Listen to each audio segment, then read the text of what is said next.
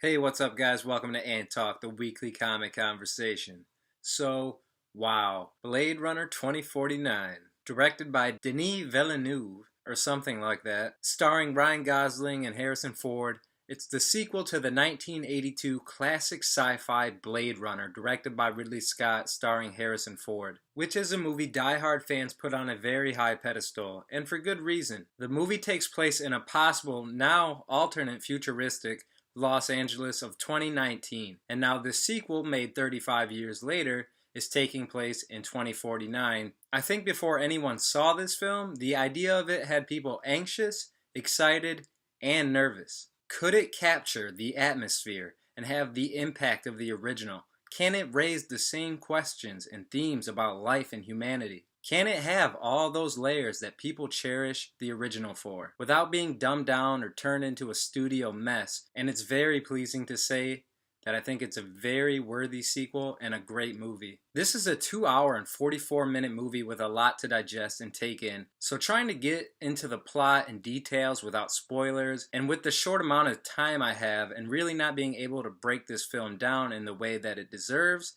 to attempt that at all would be a disservice. And that's not just me being lazy. I really wouldn't be doing this film justice. And if it's something you are interested in seeing, I really don't want to ruin anything for you. But I am going to get into my overall thoughts, and just to give you a little backstory, I will say, in this Blade Runner universe, between the two films, both take place in Los Angeles in this very alternate, futuristic world.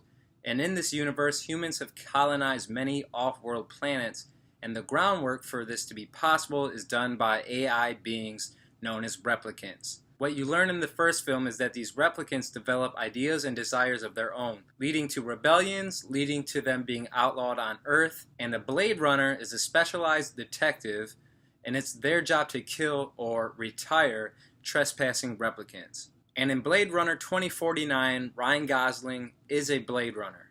And in the most basic explanation possible is that he comes across a life-changing case, and you'll see how Harrison Ford's character from the original movie comes back into significance 30 years later. This is an amazing film, and that's totally my opinion. I would recommend it to everyone, but I would say be prepared for not just a long movie, but a slow burn. Just like the original movie, which is a reason I don't think everyone is a big fan of the original Blade Runner. It is, to some, boring. This movie is no different, but it truly is a good movie, and I soaked up every second of it, even the parts that I could see kind of dragging on, and some people may have an issue with it, but I love being in this world so much. And with the long, slow, drawn-out scenes, some might think boring, but I think it really lets the audience linger in the atmosphere, and the execution of the atmosphere is amazing. It takes you all the way into the world. The look, the style, the cinematography, the lighting, and oh my god, the score. The sounds and the score of this movie are so loud, you're just consumed by it. It's amazing, and the cinematography done by Roger Deakins looks incredible. Some of the shots and the way they use the lighting on some of the characters, it's a beautiful movie. Even though it's never sunny, it really is beautiful and really creates this world. Later that night, after seeing the movie, I put on the original until I fell asleep just so I could hear the sounds and be in that world, because after 3 hours of it, I still wasn't done with it. I still wanted to be there. And after 30 years since the first movie, this was worth the wait. And I think it will make fans of that original movie very happy. It does what a good sequel should do. It takes the world and some of the characters from the original and just expands on it in so many ways, telling really a whole new story, but still going very much along with its predecessor. The director, Denis, should be very proud of himself. I'm glad he was the one to make this. It could have easily went wrong in the hands of someone else. Especially the way he and the writers approach these themes, the ones about humanity and what defines it, what it means, and exploring them in more, yet similar ways. Also leaving ambiguity and not directly answering some of these questions this film and the first one raise. And things like that add so many layers and really opens up this film for discussion, and I really think that's great. All the performances are very solid. Ryan Gosling is great in this lead role. I think he was a pretty perfect choice. He's really able to get a lot across without dialogue, and that also goes for Harrison Ford, who I thought gave a damn exceptional performance. He really digs deep for this role, and I wouldn't be surprised if his name came up in Oscar discussions when it comes to Best Supporting Actor. Jared Leto, I thought, also did a good job in his role. My only complaint is that I would have liked to see a little more of him. And I don't mean this in a similar way to how we didn't get Jack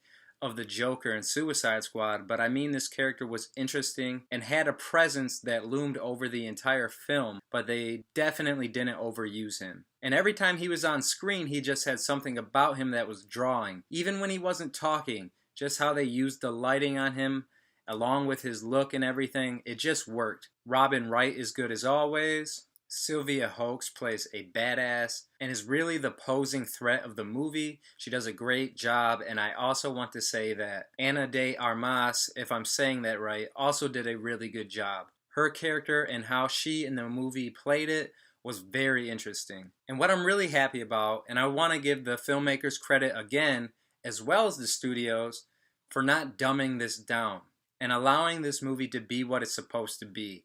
It might not be for everyone. Like I said, it's a slow burn and has some great action scenes, and the shootouts and fight scenes are well done, but it's not an action movie. It's a sci-fi, but it's a very cerebral and psychological journey, and not might but will take multiple viewings to pick up on new or missed things. It mirrors the original 1982 film in a lot of ways, and this is no exception. If this was made just to be a spectacle or a popcorn movie that meant to attract literally everyone, then it would not have been nearly as close to as good as it could have been, or what it needed to be. So I'm glad Villeneuve was able to make this his way, because we could have a movie here that stands the test of time and in 30 years could have the same type of following as the original. Like I said, I don't want to ruin it or do it a disservice by trying to get too into it within this short time. So if it sounds interesting to you at all, I would highly recommend it. It's easily one of the best movies of the year, if not the best. It's up there with Logan and Planet of the Apes for me. And if this doesn't have that same impact on you, I understand. Just don't get mad at me. It is long, but I thought it went fast for being almost 3 hours. I really do want to go see this again in IMAX. I do suggest IMAX for the audio and visuals alone. Let me know what you thought of Blade Runner 2049. Or are you a fan of these Blade Runner movies, or do they not do it for you? Let me know in the comments below. This is AnTalk, the weekly comic conversation. Don't forget to follow me on Twitter, and thanks for watching. Take care.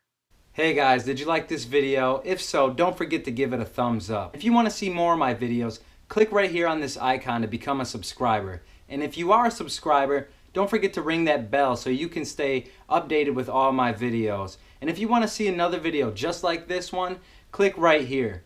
And as always, thanks for watching AnTalk, the weekly comic conversation.